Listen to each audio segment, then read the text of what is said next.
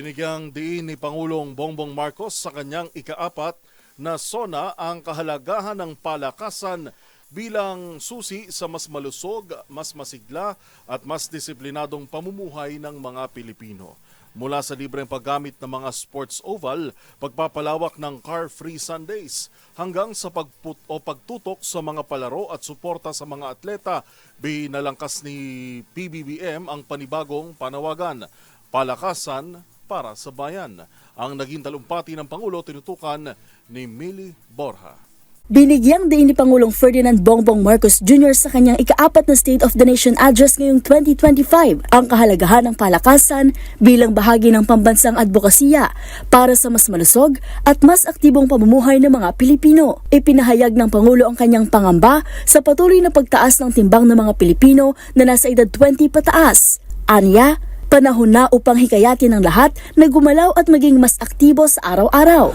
Sa kabilang banda naman, nakikita natin ang sobrang pagtaas naman ng timbang ng ating mga kababayang edad 20 at pataas. Kaya sikapin nating maging mas aktibo ang ating pamumuhay araw-araw.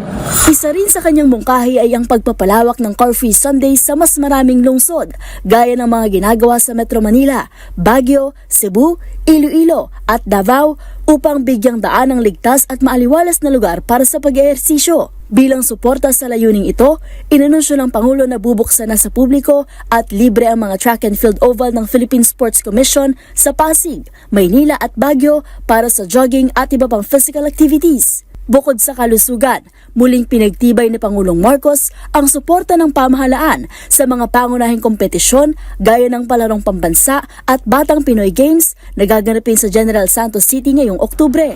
Bubuo tayo ng bagong pambansang programa para sa sports development. Uumpisahan natin ito sa paaralan pa lamang.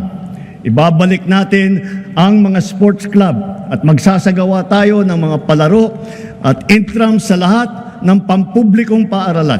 Samantala, bilang pagkilala, binigyang pugay ni Marcos ang ilang atleta na nagbigay ng karangalan sa Pilipinas sa iba't ibang sport. Sumusunod sila sa yapak ng ating mga kampyon at world-class na athlete tulad ni Senator Manny Pacquiao, ni Heidelin Diaz, ni Kaloy Yulo, Ira Villegas, Nesty Petesio, EJ Obiena, Alex Ayala, ang Paralympian natin na sina Gerald Mangliwan, Sandy Asusano, Angel May Otong at Ernie Gawilan.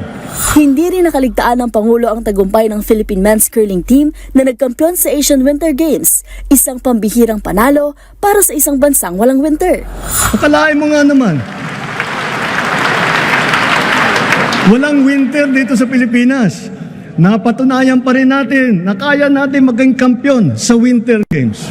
Sa pagtatapos ng kanyang talumpati, iginiit ng Pangulo na ang palakasan ay hindi lamang para sa medalya. Ito ay para sa disiplina, tiwala sa sarili at pagmamahal sa bayan. Sa pamamagitan ng mas malawak na suporta at mas maagang paghubog sa mga atleta, naniniwala siyang kaya ng mga Pilipino na makapagtaguyod ng mas maraming kampyon para sa bansa. Para sa MBC TV Network News, ito si Millie Borja ng DZRH TV, una sa Pilipinas, una sa Pilipino.